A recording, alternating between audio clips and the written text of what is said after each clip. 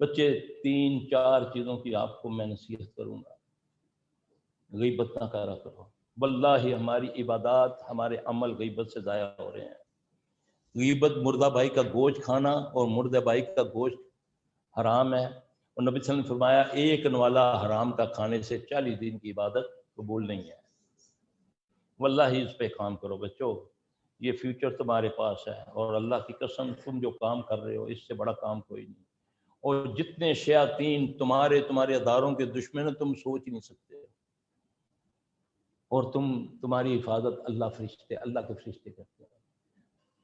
نیت صاف کر کے اس کو سیکھو، تکبر مت کرو، جو ان پڑھ ہے اس کو مت مذاق اڑاؤ۔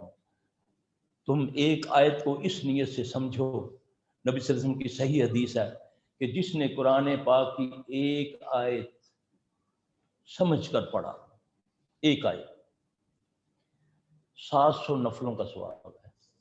اللہ کی قسم صحیح حدیث ہے۔ تو میری بچے بہنوں، کتنی تم اللہ کے فضل سے یاد کرتی ہو، تو کہیں ہمارا حال وہ مائی کا نہ ہو جائے، سارا دن چرخا کتتی رہے، تیرا ہاتھ پوے تے کینچی پھڑ کے ساری کتر دے۔ ایسا ہے نا؟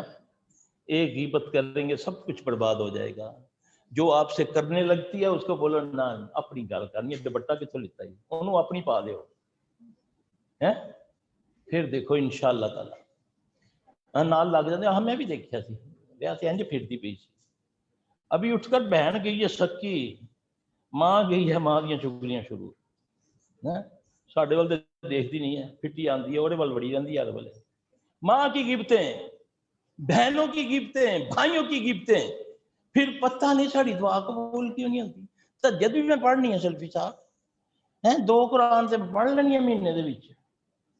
تو یہ جو کرتوتے جو کرتے ہو تم لوگ، دیکھیں نا، انسولین بھی صحیح ہے، انجیکشن بھی صحیح ہے، وہ جو کیا کہتے ہیں سرنج بھی صحیح ہے، اور لگاتا بھی جا رہا ہوں، اللہ نہ کرے تو شوگر بھی بڑھتی جا رہی ہے، تو پھر بتاؤ نا کیا وجہ ہے؟